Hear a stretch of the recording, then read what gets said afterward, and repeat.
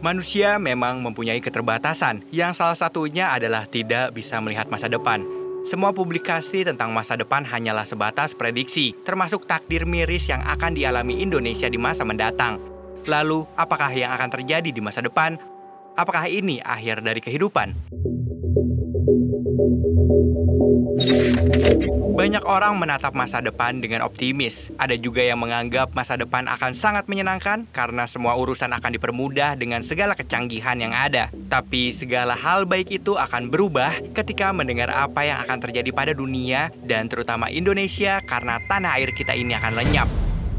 Melalui publikasinya yang berjudul The Origin of Continents and Ocean pada tahun 1912, Alfred Wegener mengungkapkan bahwa benua-benua pada permukaan bumi menyatu pada masa-masa awal yang dikenal dengan Pangea, namun kemudian bergeser ke arah yang berbeda-beda sehingga terpisah ketika mereka bergerak saling menjauhi. Jadi, pulau-pulau tempat kita menetap sekarang adalah hasil pergeseran dari masa lalu. Perlu digarisbawahi bahwa pergeseran itu tidak lantas berhenti begitu saja. Pulau-pulau akan terus bergerak tanpa adanya batasan waktu.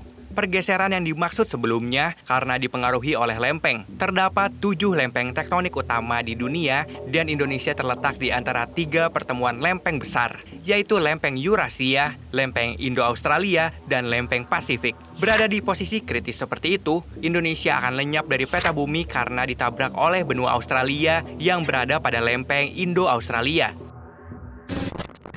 Tiap tahun penyusupan lempeng ini mencapai 7 hingga 8 cm ke arah timur laut dan ini merupakan salah satu pergerakan lempeng tercepat di bumi. Namun, Profesor Adi Susilo mengatakan bahwa fenomena tabrakan itu kecil sekali kemungkinannya. Dekan Universitas Brawijaya Malang ini juga mengatakan saat Australia bergerak ke utara, Indonesia sendiri juga akan bergerak ke utara. Hal tersebut mengacu kepada teori lempeng tektonik yang pada dasarnya mengatakan bahwa bumi itu tidak ada yang diam, termasuk salah satunya wilayah Indonesia.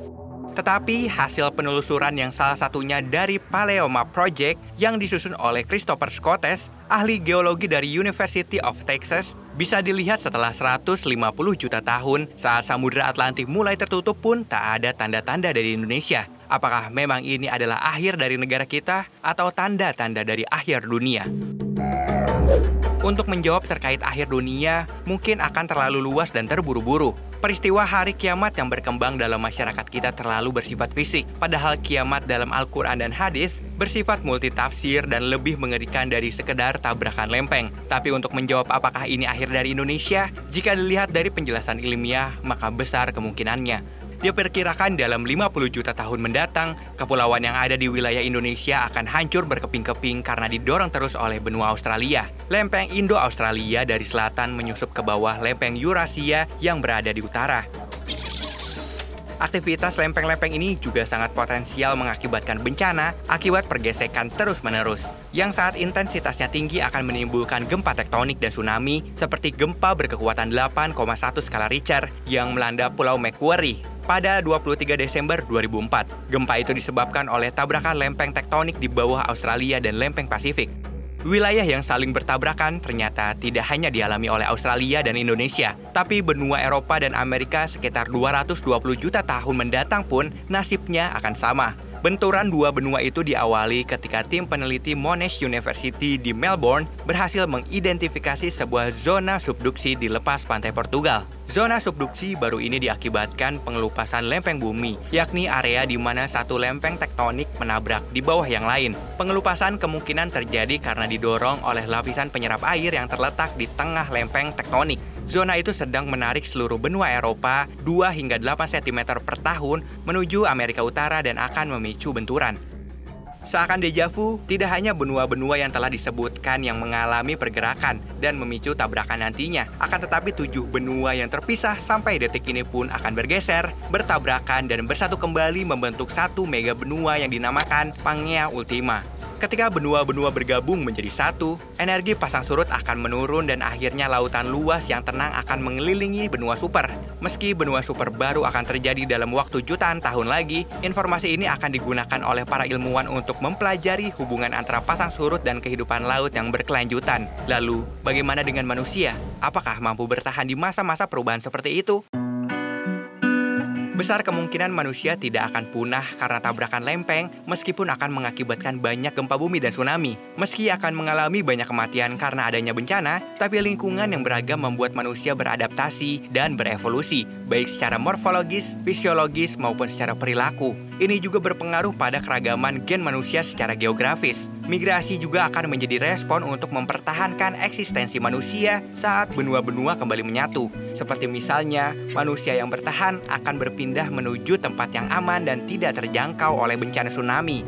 Lebih mengejutkan lagi terkait kepunahan manusia dahulu kala dikarenakan kemalasan, seperti yang terjadi pada manusia purba Homo erectus. Hominid yang hidup 2 juta tahun lalu ini mengalami putus mata rantai pada 100.000 hingga 500.000 tahun yang lalu. Bila dibandingkan dengan hominid lain seperti Neanderthal, Homo erectus ternyata memiliki rasa malas yang lebih besar. Mereka cukup malas dan enggan untuk beradaptasi dengan lingkungan. Sifat inilah yang pada akhirnya membuat spesies mereka punah. Hal itu disimpulkan melalui penemuan artefak di situs penggalian semenanjung Arab di Safakah modern Arab Saudi pada tahun 2014. Artefak itu jelas memperlihatkan perkakas batu sebagai alat bertahan hidup. Mereka hanya menggunakan batu atau apa saja yang tergeletak di sekitar tempat tinggal mereka. Mereka menggunakan batu yang sebagian besar berkualitas rendah. Padahal, jika mereka tidak malas dan mau menjangkau daerah perbukitan, di sana terdapat bebatuan dengan kualitas yang lebih baik. Walaupun faktor pendukung kepunahannya adalah perubahan iklim, jika mereka tidak malas seperti Neanderthal yang mampu hidup 30.000 tahun lebih lama, maka besar kemungkinan Homo erectus tidak akan punah.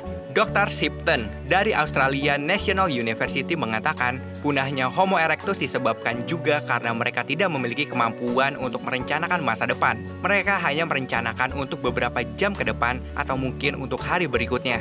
Sedangkan Homo sapiens dan Neanderthal merencanakan lebih jauh ke depan, seperti contohnya rencana migrasi musiman.